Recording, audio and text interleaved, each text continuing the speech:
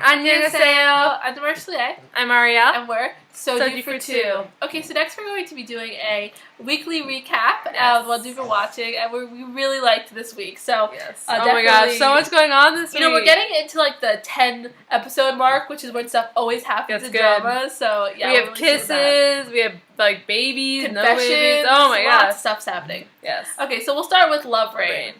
Okay, so clearly we love Rain. It's just really true. I think, and I've said this before, that this is one of my favorite things I think I've seen Jung Suk in, and I've loved him in everything I've seen And I think before. people, like, we've been hearing the ratings aren't that good. I have no idea why. I think it's excellent. And this is one where this week we have a lot more about the adult, like the 70s version of them really interacting, and I'm really happy they got a chance to interact again. But there's some sort of there's definitely, they make some mention of her being sick.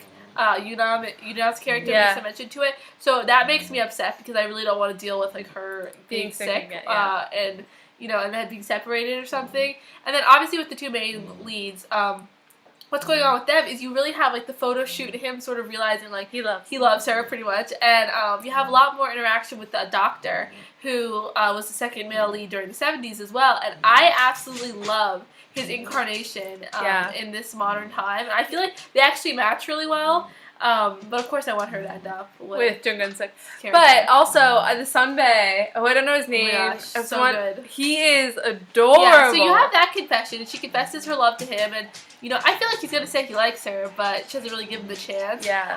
Which adds a lot. And that confession was really early and really interesting that happened so early. That was just, I didn't expect that happening. I mean, we knew there was gonna be more with that, but like, did she need another guy to add to the list of guys who are obviously gonna fall in love with her? Which is quite good. And then we have, by the end of this, she's living with at the place where all these boys are, and she's gonna be doing her gardening and things like that. And then you have a lot more is gonna happen because he's confessed that he likes her. So we cannot wait for next week. Okay, so Rooftop Prince again.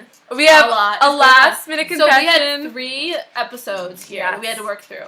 And a lot happens in these 3 episodes. I mean, in the first one we have a mouth-to-mouth, which I think most people will call a kiss. Let's just say that I don't think I've ever seen him give someone mouth-to-mouth while they were vertical, so this is definitely a problem. I'm not sure that's correct CPR, but if you want to make out with Yi-chun, that works. Yeah. So you have that happening.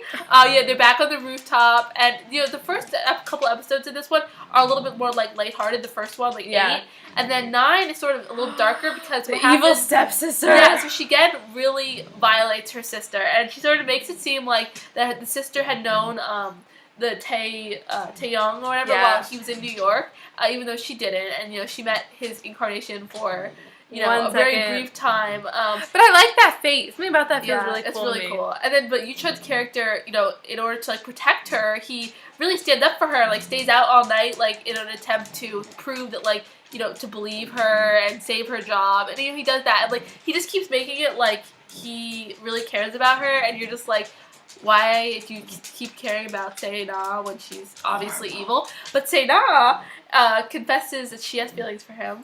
And she really only does this because she's, she wants to bet on the right guy. She wants to bet on the guy she thinks will give her the most. And right now she thinks that's him. So that's why she's saying she likes him. And it really is manipulative. And it's her birthday, the main female lead. And all the boys sort of support her. And it's so good. And they go on, there's some real lighthearted moments in these episodes. The date. And we have another guy who embraces the sun, which was great. And, as many Moon of the Braces the Sun guys as possible. Exactly. And it's just that adds sweetness to it, and their sort of jealousy over taking care of her because she's their friend. It's adorable. And then they really talk a lot about wanting to go back to Joseon, and that sort of grounded us in, obviously we know at some point in this drama we're gonna go back in time. Yeah. And we're kind of a little worried. Is she going with them? Yeah, or is she just so we're kind of worried about what's gonna happen with that. And at the end she confesses her feelings for him. So. Okay, fingers crossed for this week. We want it to go really well. I just love that she texts him, I like you, I love you. So cute. So cute. Okay, we love them. Okay, so Kingdom Hearts. Oh my gosh. So, we've always been saying that this is one of our favorites, and it really is. I think the last 2 episodes, there's so many moments in the show that just feel, even though the plot is crazy and whatever's going on, it feels so honest. I think when they had their big fight, something about that was so real and so compelling that this is what real people do when they fight. I mean, they're trying to they're so mad at each other that they want to just hurt say each the other worst and things to each other. That was like so great. That was some great acting there. Yeah. Not great for the plot at all. Yeah. But and then I mean, oh my gosh, she leaves and then she has a miscarriage. Like, okay, so we didn't even know that for sure that they were like sleeping together, but obviously that's been cleared up because they were. And where does this go from here? Like, how do you make that right? I don't know. It seems so crazy. And we feel like that the Club M guy, Magic guy, I mean, he is just absolutely nuts. I mean, we knew he was going to try and drive a wedge, in between them, but it's just, I actually, can't really watch when he's on the screen. Like, he's so creepy. Disturbing. I've been watching Iris right now, and he's, like, a kind of a minor role in Iris, and he's so normal.